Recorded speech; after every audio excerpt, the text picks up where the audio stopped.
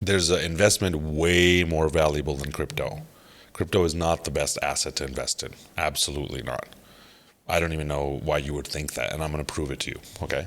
The most valuable investment you can ever make in your entire life is your health.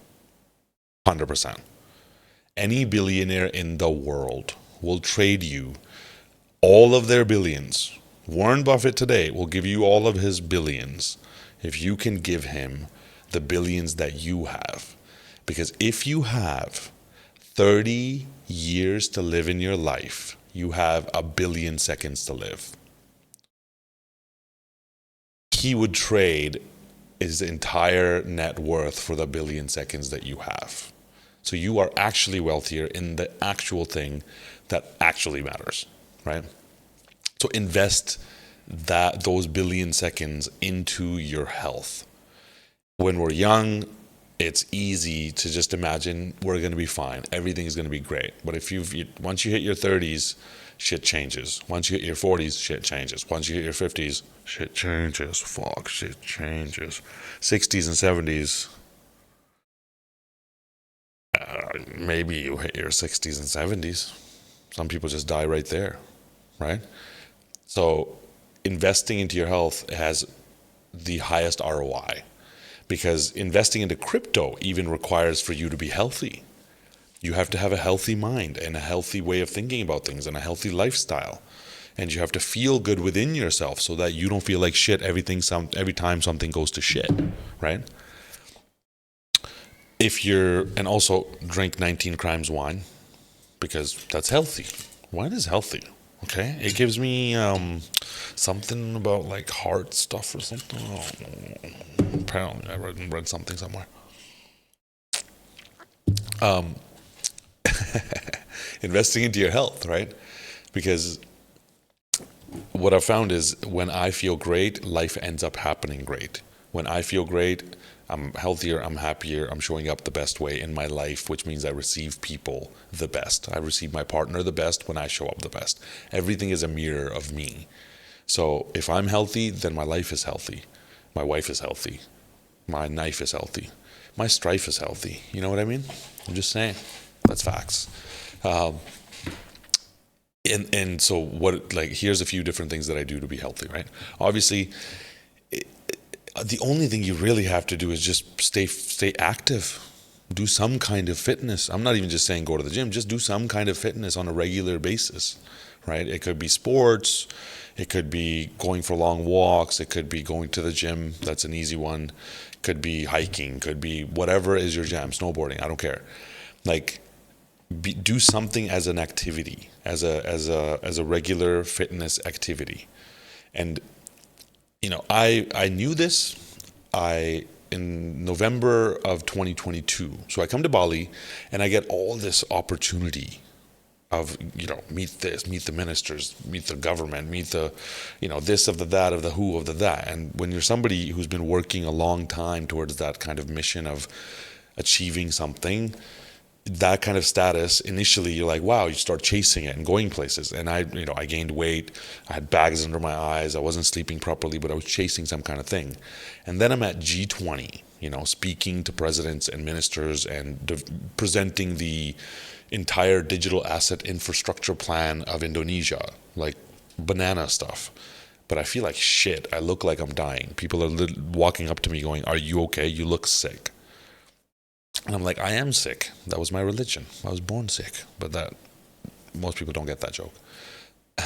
If you do, you are a cultural and traveled person. I would like to congratulate you. Cheers to you. Um, what were we talking about? Chasing status, but feeling like I'm sick. And at that point, I was like, I need a break. I also need to reconsider my life, because what I thought was success does not feel like success. So I went to this retreat. I get invited, of course, the universe lines up perfectly. I get invited to this retreat called the Elevation Barn Retreat, right? Amazing experience where you go sit for 4 days and get guided by amazing people through thought processes and connection and revelation to try to figure out, what is my superpower? What is my North Star? What's my guiding light? What is my driving What is my compass? What is my biggest vision? What do I have in my life that I love, that I don't have? What do I need to add more? Which areas of my life do I need to focus on? And what steps do I need to take within that in each area? And then organizing all of those steps in a hierarchy to have exactly the order of things that need to be done to achieve my perfect life, right? 4 days, went and did that. At the end of the 4 days, the number one thing? Go to the gym. Like 4 days of work and reflection, I was like, yeah, just most important thing you can do is just go to the gym. Second most important thing, see your coach. Do some inner work. Third most important thing was shut down all the shit that is not aligned with your mission, which meant I needed to shut down most of the things that I was doing. Fourth was giving away my time, right? I would never have sat there and figured that out within myself, but health was number one. Right? It wasn't business stuff. Health was number one. Mental health was number two. So then I started working out properly, religiously, as much as I can. There's a great app called Center, CENTR. It's by Chris Hemsworth's team. Great kind of guided process to take you through. Started working out. I also then decided that I'm gonna sleep more. That's a huge one. And then just started eating clean. Now I'm a carnivore, semi-carnivore. I mostly eat meat. I eat a little bit of like potatoes and veggies and stuff on the side, but mostly it's just 100% meat diet, and it's amazing. It's literally amazing. Like I feel like $1,000,000. Sometimes I just don't even eat the whole day, and I have no hunger, just perfectly fine. Anyways, cleaned up my diet, cleaned up my sleep patterns, cleaned up my life. Right. Also stopped doing all the crazy stuff that normally you youngins do. You want here, And that improved things so much. And then I got the time and peace to actually work on my mental health, my internal state, my energetic health, my spiritual health, right?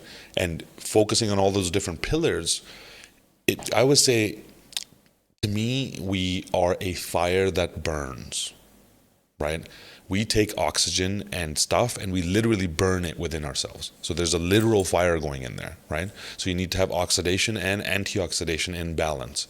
Otherwise, you will fuck up your internals. If you have too much oxidation with too much antioxidation, your body doesn't work right? So there's this fire that burns within us. We are a fire. But then there's an emotional fire that burns within us. That if you ignore it too much, you become emotionless and life sucks. If you become too emotional, you might burn down things around you. And I'm sure many of us have done that. Guilty, right?